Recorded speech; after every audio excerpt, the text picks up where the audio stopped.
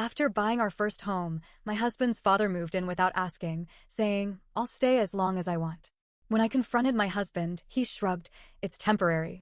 Instead of arguing, I made a quiet call. The next morning, he opened the door and froze when he saw who was waiting with legal documents.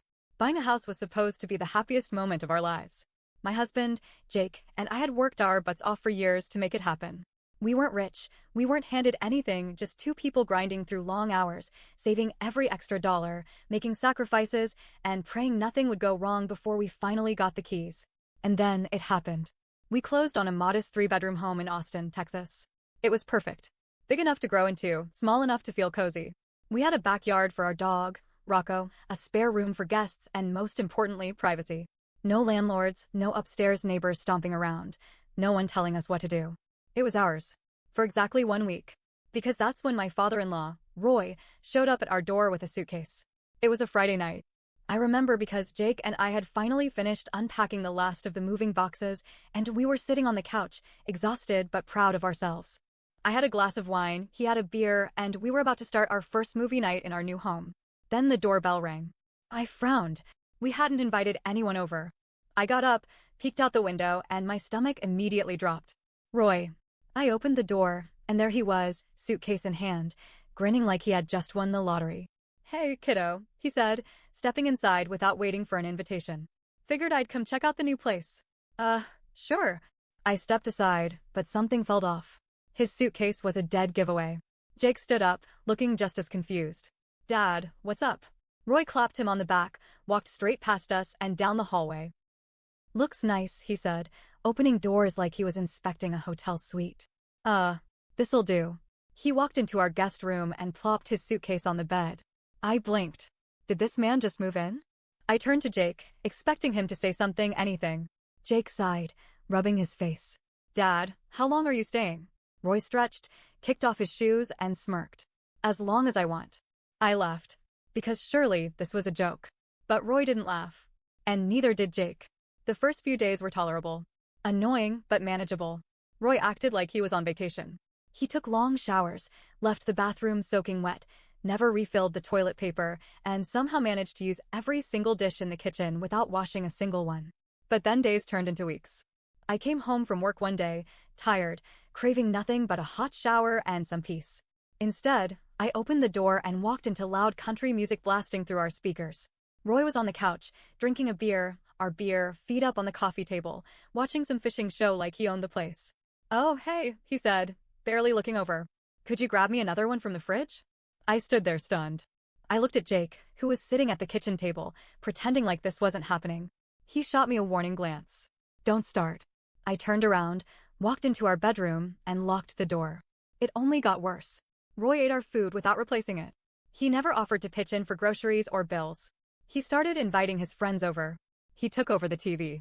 He would be up all night, slamming cabinets, making snacks, talking loudly on the phone. One morning, I went into the kitchen to find a mountain of dirty dishes in the sink. Crumbs all over the counter. An empty orange juice container in the fridge. I walked into the living room. "Hey, Roy, can you clean up after yourself?"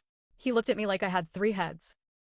"Oh, don't worry about that, sweetheart," he said with a grin. "You'll get to it." I saw red. I turned to Jake. He was already looking away. "Jake." My voice was sharp. He sighed. "It's temporary." That was the moment I knew. Jake wasn't going to do anything. So I did. Instead of arguing, I grabbed my phone and walked outside. I made one quiet phone call. "Hey, Lisa," I said to our realtor. "Quick question. How much of a legal right does a guest have if they refuse to leave?" She chuckled. "None, unless they're on the lease or have a rental agreement." Bingo. I explained everything, how Roy had moved in without asking, how Jake was just letting it happen, and how I was done. Lisa didn't even hesitate. "You need an official trespassing notice. Since he's not on the lease, you can legally have him removed." I had to bite my lip to keep from cackling. Lisa gave me the number of a real estate lawyer and a local officer who handled cases like this all the time. She told me exactly what to say, how to file, and most importantly, how to serve the notice. I thanked her. Then I went back inside and made one more call. The next morning, I made sure to be up early. By 8 a.m., there was a knock at the door. Roy, still in his robe, shuffled over and yanked it open. There stood a police officer. "Morning, sir," the officer said, holding up a document. We received a report that you're unlawfully occupying this residence. Roy frowned. What? No, my son owns this place. I can stay as long as the officer cut him off. That's not how it works. You have 48 hours to vacate, or you'll be removed for trespassing. Silence. Roy turned bright red. Then, slowly, he turned to me. You called the cops on me? His voice was quiet, low. I smiled. It's temporary. Roy didn't move right away. He stood frozen in the doorway, gripping the eviction notice like it was some kind of personal betrayal. His face twisted into something ugly. Anger, disbelief, a hint of amusement, like he thought this was all some kind of joke. Then, he did exactly what I expected. He turned to Jake. Son, you're just gonna let this happen? His voice was low, dangerous. Jake looked like a deer caught in headlights. His mouth opened, closed, and then he turned to me. Babe, maybe we should talk about this. Talk. About this. My jaw clenched. What is there to talk about, Jake? Dad didn't mean any harm, he said quickly. We don't have to call the cops on family. I mean, he has nowhere to go. Roy perked up. Yeah, exactly. Where am I supposed to go, huh? Out on the street. The officer sighed. Sir, I suggest you start packing. Roy scoffed, shaking his head. This is insane. You're my son, and you're letting her treat me like some criminal. Jake ran a hand through his hair. Dad, maybe you could stay with Uncle Mike. Oh, so now I'm getting shipped off like some stray dog? Roy's voice got louder. He turned back to me, grinning like he knew something I didn't. Then he said something that made my stomach drop. You know, Jake, I still own your old car, right? Silence. My head snapped to Jake. He looked guilty. What? I said, voice sharp. Jake cleared his throat. It's nothing. Just. I sold Dad my old car when I got the new one. But Roy laughed. Oh, no. Don't downplay it, son. I paid $1 for that car. He turned to me, smug. Because technically, that makes me the legal owner. The officer shifted, looking very interested now. So here's what I'm thinking, Roy continued, grinning wide. Since I have nowhere to go, maybe I just live in my car. Right in your driveway. My stomach turned to ice. No, absolutely not. Jake scratched the back of his head, looking between us. Well, technically, that's legal. I nearly lost it. You're telling me you're okay with your dad camping out in our driveway just because of some loophole? I snapped. Roy smirked. Loophole's a loophole, sweetheart. I wanted to strangle him. The officer sighed. If his vehicle is registered to him, he does have the right to park it in public spaces, including this driveway, unless the homeowners association has a rule against it. Roy grinned wider. Don't think you have an HOA, do you? I had to physically stop myself from throwing something. This wasn't over. Not even close. Roy didn't leave that day. Or the next. Instead, he packed his suitcase, loaded it into the old car, and parked himself right in our driveway. It was hell. He would blast his car radio at night. He would leave trash all over the yard. One morning, I went outside and found a pile of beer cans stacked neatly next to my flower bed. Jake kept saying, it's temporary. But I was done waiting. I started making another quiet call. If Roy wanted to play dirty, I would play dirtier. I started digging into city codes, property laws, anything that could get him out of my life. And then I found it. A local ordinance that made it illegal to sleep overnight in a parked vehicle for more than 48 hours. I had exactly what I needed. I made one more call. And this time, when the knock came at the door, it wasn't just an officer. It was a tow truck. Roy stepped out of his car, stretching like he had just woken from a nap. When he saw the tow truck, his smug expression vanished. Whoa, what the hell is this? The officer from before, Hernandez, handed him a paper. You've been warned. You're in violation of city code. This vehicle is being removed. Roy's face turned red. He spun to Jake. Do something. Jake looked between us, then at the officer, then back at his dad. For the first time, he looked truly stuck. Roy waited. Jake opened his mouth. And then, he made his choice. Jake's mouth opened, then closed. His jaw clenched as if he was waging an internal war with himself. Roy stood there, his face twisted in anger, waiting, expecting his son to take his side. For a second, I thought Jake was going to fight me on this. Then, finally, he exhaled and turned to the officer. It's her house, too. My stomach flipped. Roy's face twisted in betrayal. Oh, you've got to be kidding me, he hissed. You're choosing her over me? I'm your father. Jake rubbed his face, looking exhausted. Dad, I can't keep doing this. You ungrateful little, Roy started, but the officer cut him off. Sir, you need to step away from the vehicle. Roy lost it. No, this is my CR. You can't take my damn car. He turned on me, rage in his eyes. You think you've won, huh? You think you can just throw me out like some piece of trash? The officer stepped between us. Sir, back up. The tow truck driver started hooking the car up. Roy tried to grab him. Big mistake. Within seconds, Officer Hernandez had him pinned against the hood of the car. Jake took a step forward, panicked. Dad, stop. Roy was yelling.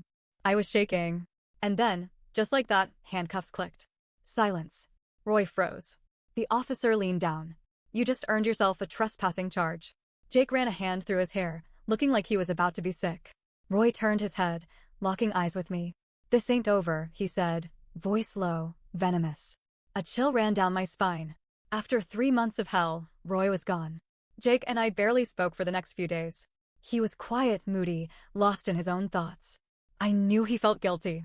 Maybe he thought I had taken things too far. Maybe he was mourning the idea of his father, rather than the reality of who Roy really was. I gave him space. I wasn't going to apologize. For the first time in months, I could breathe in my own home. I could sit on my couch without finding someone else's dirty socks shoved under the cushions. I could open the fridge without seeing food I bought completely gone. And just when I started to think it was finally over, it wasn't. Because 2 weeks later, Roy came back.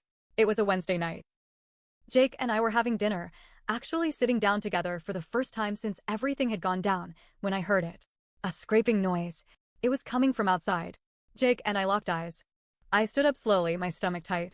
I walked to the front door, peered through the window, and nearly screamed. Roy. He was back. And he was spray painting our garage door. I yanked the door open. What the hell are you doing? Roy turned, grinning like a lunatic. Oh, hey there, sweetheart. I looked past him, my blood running cold. The garage door was covered in huge, black, sloppy letters, homewrecker. Jake rushed outside. Dad, what the hell? Roy laughed.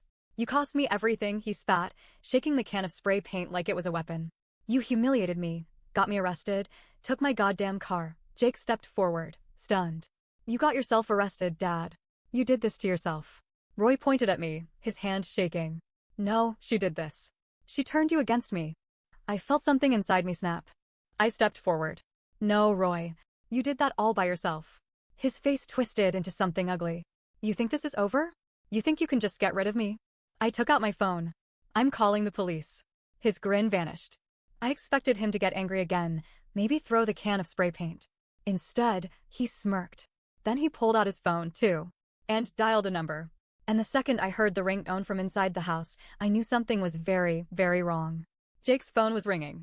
Jake looked down. His face paled. He knew who was calling. Roy's smirk widened. Jake answered, hesitated. Hello? A voice came through the line. I couldn't hear the words, but I could hear the panic in Jake's voice when he said, What? No.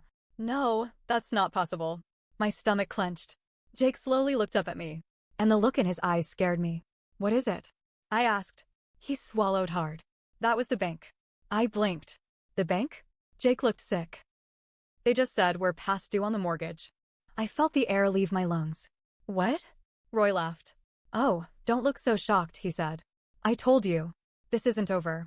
Jake stood there, staring at his phone, his face drained of color. His hands shook slightly as he processed what the bank had just told him. I felt the world tilt beneath my feet. Past due on the mortgage? That's not possible, I said, my voice then unsteady. We've been making payments. Jake swallowed hard, his fingers twitching. I don't know. Roy grinned. Oh, I know, he said, rocking back on his heels like he didn't have a care in the world. It's real simple, sweetheart. You never changed the automatic withdrawal account. The words hit like a freight train. I froze. No, there's no way. Jake and I had set up our mortgage payments months ago. We had double-checked everything. The money was supposed to come straight from our joint account, unless, I turned slowly to Jake. Tell me you didn't. Jake's lips parted. My stomach plummeted. Jake had never switched the account, which meant the payments had still been coming from his old bank account. The one that, months ago, had been connected to his father. And Roy had emptied it. He drained our mortgage payments. And Jake never noticed. I whipped my head back to Roy. You stole from us. Roy didn't even blink. I took back what's mine. I felt something in my chest crack wide open. Jake grabbed Roy by the shirt, something he never would have done before. What the hell is wrong with you? Jake roared. You could have cost us our house. Roy snorted. Oh, come on. Don't be so dramatic. You've got, what? 30 days before foreclosure. He shrugged, completely unfazed. Plenty of time. Jake was shaking. I had never seen him like this before. You are a monster, Jake whispered. I kept making excuses for you. I kept thinking you were just lost, just struggling, but you're a goddamn leech. Roy's expression darkened. Watch it, boy. Jake's nostrils flared. Or what? You gonna hit me like you used to? Silence. The words hung in the air like a loaded gun. I turned to Jake, my stomach dropping. What? Roy's jaw clenched. Don't start that, he muttered. Jake let out a sharp, bitter laugh. Why not? You used to smack me upside the head every time I did something you didn't like.